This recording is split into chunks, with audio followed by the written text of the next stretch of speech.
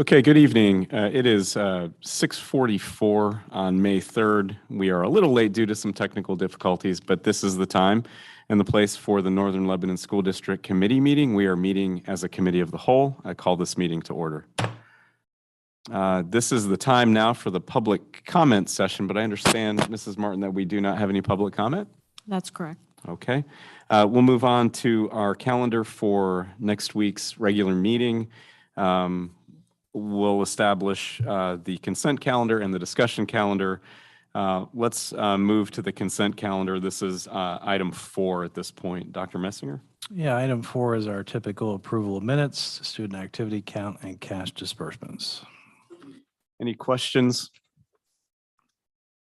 Any desire to move that to the discussion? Hearing none, we'll leave that on the consent. Item 5, budget and finance. Yeah, we'll just do the first one and then I'll do the rest. The first one is the budget itself. And before there is a proposal there. However, Leanne has a little PowerPoint to go over some things that were in the synopsis to highlight a few things. And then we'll get that up for public view for next week as well. But she wanted to give us a little summary of everything she's been sending out in writing.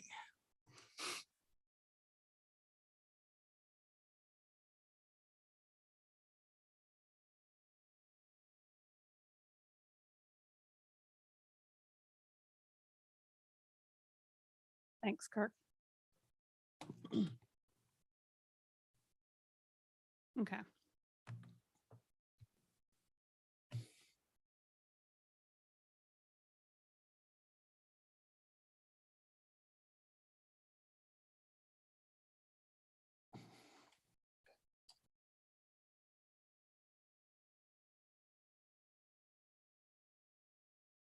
Thanks, Kirk. Okay, so the first slide, you can go.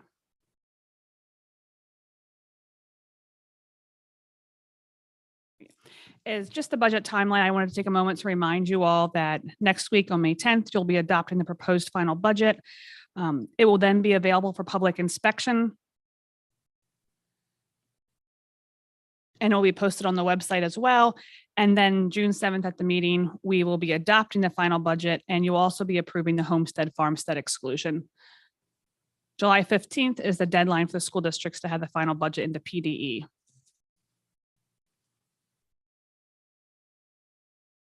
And I will make these slides into PDF and post them on the website as well as distribute them to all the school board members, just so that you all have a copy to reference. Okay. It'll be on the agenda for next week as well. The budget this year, the total revenue is estimated at $45,085,226. And this slide shows a pie chart of it broken out into real estate as well as other local and then state and federal funding. And as you can see, the real estate, which is the blue section for us, is the largest portion of it, and that is 21.6 million. That includes a 4.3% tax increase, which gets us an additional $890,000.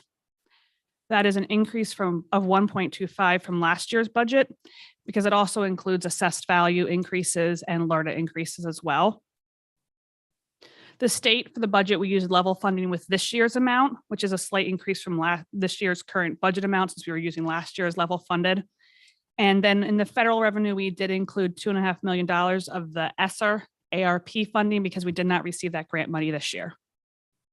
And we anticipate receiving it next year. And I just want to be clear for the public. I think they know, the board probably understands that, but the budget, the state budget, what was increased last year, because last year we level funded and they did give us an increase. They give it to us after we pass our budget often. So we don't know the amount. So we level funded last year. They gave us an increase. We put that increase in this year's budget. They will probably again give us an increase. We just don't know what it is. So in order to be safe, we level fund that. So it could possibly go up typically in the 200,000 to 300,000 is what we've been seeing of late, right? Last year was 400 and some thousand, but that was because it was frozen the year before, we think. So. Thank you, Gary. Sometimes I deal with this all day, so sometimes it's nice to have someone else expand for me. So the Lebanon County tax millage comparison, this is all the school districts in Lebanon County, and this is the current millage rates for 21-22. And with Northern Lebanon's adjusted index rate of 4.3%, that takes us up to a 15.2927, which is what we use for the budget for the 22-23 budget. And just to, again, I just want to emphasize that even with the tax increase, I sent out to the board what the proposed what school districts are considering for tax increases. Even with what we're proposing for this year, we will still be, again, the lowest district in the county. Correct. Do we know what the next closest is and how close? Are they? Anvil is the next closest. If Anvil froze, which they're not going to, but if they froze, we would pass them with with our index this year. I see. However, I sent that percentage. I don't know, remember 3.5%. 3.5%. So they're going to continue to be pretty well above us. Okay. And I always like to throw this in here. So this is the impact of that tax increase for the average homeowner in the Northern Lebanon School District. And just for note, the average assessed value of the home in Northern Lebanon School District is $186,000. And at the 4.3% increase, it would be an additional $117 for the year to the average homeowner. And that, like I said before, results in about $890,000 for the school district overall.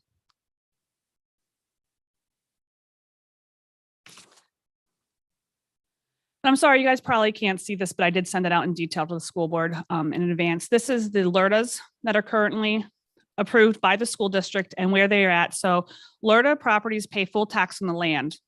However, the LRTA improvements are then taxed at 10% increases annually. So the first year it's 10%, 20%, and it goes up. So in the third column there, you can see where all of these LRTAs are currently at percentage-wise for the 22-23 school year. And those improvements at those current percentages next year will result in about $924,000 in revenue at the tax rate of 15.2927. And we still do have one that hasn't even completed their construction and rolled on yet. As you can see there, about halfway down.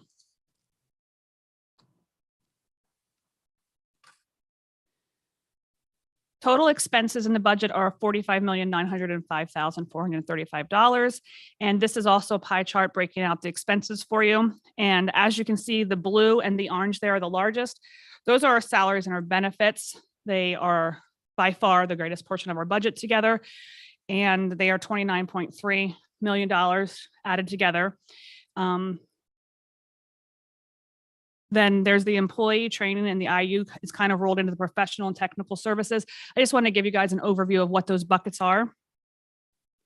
And then, so that's number 3, sorry, the professional and technical services. And then 4 is the property services. And that's when we hire out for any cleaning service, repairs, maintenance, when we have professionals come in and do that. 5, the biggest thing in number 5, which is the purchase services up there, is our transportation. And then the supplies includes, and also in 5 is a charter school, which is under the purchase services of the charter schools. So those are a large portion of that as well. And then they kind of go off and get smaller, but the green is our supplies, which also includes our utilities and any books that we're purchasing. And the bond and authority payments are obviously our bond payments, which is a large portion as well. And then here are just some things in the expenses that I wanted to highlight for you all. And that is obviously their salaries and benefits did increase $1.3 million from the prior year's budget. Our bond increase, we had an increase because we got a new bond last year that rolled on, which is the $1.3 million. It will also include the bond that we just did this month. Our textbooks, we budgeted $200,000, and charter school continues to be a large expense item for us. It totals $1.825 million. And then just as in previous years, we have a budgetary reserve set aside for $200,000 for any unexpected costs that would come into play.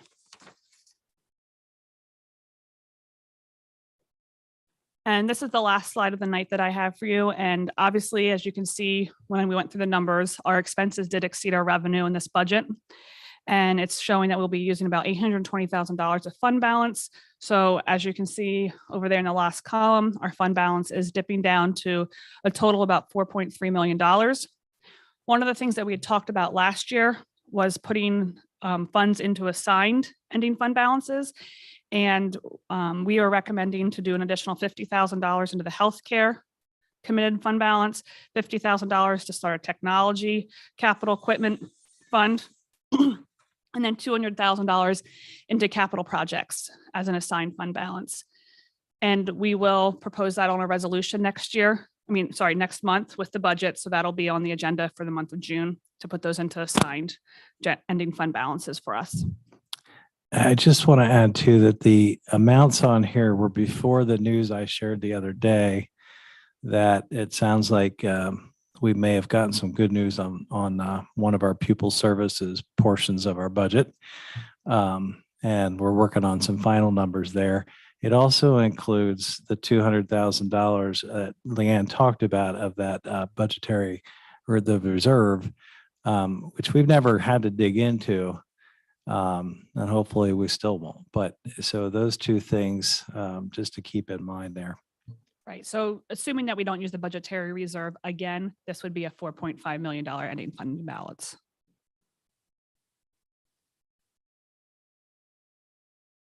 Well, and the credit for the.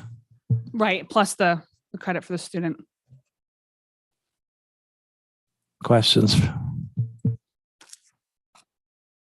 And while I'm up here, I just wanted, did the bond update go out that The, yeah. email? Yes, So yes. the board yes. had that. Do we have any questions? Yes. Were there any questions about that? We got the bond numbers. You saw the percentage. In the end, we thought it was a good sell. Brad and I were happy with it. So overall, that was good news compared to what we thought it could have been the day before. I have a comment just on the budget, kind of a comment, kind of a question, but so we're at 45 million, which is about a 5.7% increase year over year. But when I look at that, if I take out the bond payment and if I take out the bond payment, then we're at 2.6, right? And we're at a 2.6% increase, which I think is very reasonable. And we will see that come back, right? As we, those bond payments are going up, we'll start to see some savings. At least we believe we do as we get the new building up and running. But this year into next is where we knew we'd be crunched. So that when I look at that, I think that's, not a bad story. And then if we can control charter schools, right? Take the charter school impact out of there, another 1.6, and maybe we can't get that all back. But if we just take those two items, we're actually a negative 1.1 increase on the budget, which I think says we're doing some good budget controls. Maybe we'd want to spend more, but I think you guys are doing a good job of trying to keep that down despite some of these other changes, the investment in the schools, which we need to do. But am I looking at that right? And you don't have those numbers precisely, but does that make sense that we'd be down year over year? I didn't follow your math and do the math that quickly in my head. I will be honest on that. Sorry. That's okay. I did want to say, just to reiterate what you were saying, I mean, this was an extremely tough budget year for Gary and I, and we had said that previously going into this. We knew it was going to be. We knew we were still operating 4 elementary schools, but while we were paying the full amount on the bonds for the new elementary school. I mean, I think we both went into this knowing it was going to be difficult. I think it surprised us with how difficult it was this budget year to kind of control those costs, because we also had increased in inflation, utility costs, a lot of things going into it. So it definitely, I think this is the most difficult year that we've had the budget, so that I've had a budget so far since I've been here. And we both said that, and we knew it was going to be, so we were kind of anticipating it, but it's still, it was hard. And I think what I'm saying is I agree with you. I think we will see a reduced amount when we go to the new building and we sell off those 4, and I'm not expecting it to continue to climb like this one did. Yeah. And I'd even say at the 5.7 with everything else going on, that's a good number. Mm-hmm. It really is. So I think we had 4 significant things. We had the charter school increase, which I think we're a year late actually adding, because we thought it might go down. And then when things happened again in September, it went back up. The utilities, and just increase in general of things, everything, was another one. I mean, those were probably, like Leanne said, those were probably the two biggest, but there were a couple other factors here and there too that impacted it. We, from a supply standpoint and everything else, we probably tightened our belts a little more than what we'd like to, because we cut out some buffer that is nice to have in case something comes up. But overall, we worked pretty hard at this one. So We did. It is tight, like Gary said. So we'll be monitoring the budget very closely next year. So if we have, if we're using approximately $800,000 out of the fund balance, and this is going a little bit off of what Director Marlowe just said, if we look at that and we said we've got the $200,000 budget reserve, we have the pupil services credit. We don't know what that number is, but also there's a possibility that we'll get more than level funding. So we've got an outside shot at not using any of that fund balance, correct? We do, yes. Okay. I mean, I hate to stand up here and guarantee that almost a full year in Sure. advance, because there are also unexpected expenses that can come up. Like we had the roof warranty this year. So Yeah. boilers are breaking our HVAC system here at the high school. So, I mean, there is always things. And like I said, we had that $200,000 cushion there in case something like that happens, but Right. we've seen how those expenses can go. Right. But there is an outside shot, yes. And we are always hoping for that we don't have to use fund balance. And we are going to watch the budget and maintain expenses and control that so that we can get as close to possible of breaking even as we can and not dipping into fund balance. I think this does a good job of attempting to project that. And also, to Director Marlowe's point, if we can claw back some of that charter school, that would help too. The second question I have, I don't want to jump ahead on our budget tonight or on our agenda tonight, but this budget includes the CTC budget responsibility that we have. Yes, Okay. we get their budget sent to us from them, and I put the numbers in as well as our authority bond obligation with the CTC. Okay, great. Thank you. thanks. Thank you, Leanne. Okay, speaking of CTC, that is item 5.2, the CTC budget. The CTC officers are also listed there, and our own Dave Klein is going to be treasurer over there at CTC. We do have an agreement for an independent contractor for our bilingual services. We also have a Vista School contract addendum. We already have an agreement with them. There was an addendum to that. And then we have a settlement agreement that is listed there that we had discussed in executive session. Great, thank you. As already discussed, I think I would like to have the budget itself on discussion next week in the event that there's any items that need clarification or if we need to address anything at the moment. Apart from that, are there any other items that directors feel need to be on the discussion agenda for next week within section 5? Okay, hearing none, we will move 5.1 to discussion next week. We'll move on to the next items. We have nothing in buildings and grounds, nothing in extracurriculum. So we'll go to curriculum, item 8. Yeah, 2 policies there for final adoption that were on for last month. 2 curriculums to look over, one for American popular culture and one for sports and literature. I will tell you, we're going to make one change to the American popular culture one. We should not be listing specific resources in curriculums. That should be based on what's being taught, but not the resource, because the resource could change depending upon the availability of the resource or just as time goes on. If we continue to teach the same course, we may want to get an updated textbook or website or whatever it is. So we will remove the specifics that are currently on there for next week. And then 8.3 is high school diplomas. So you're going to have to approve this. Fantastic.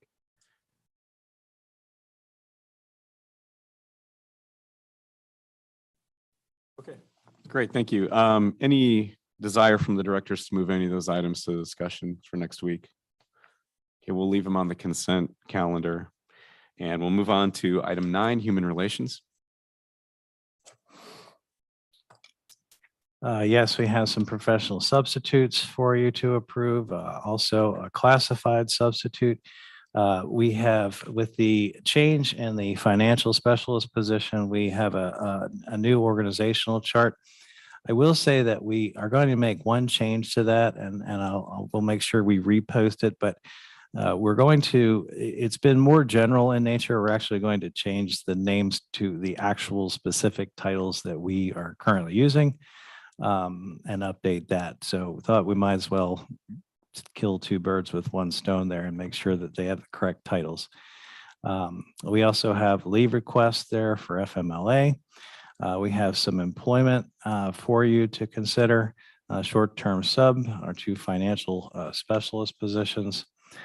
We have some folks retiring and leaving.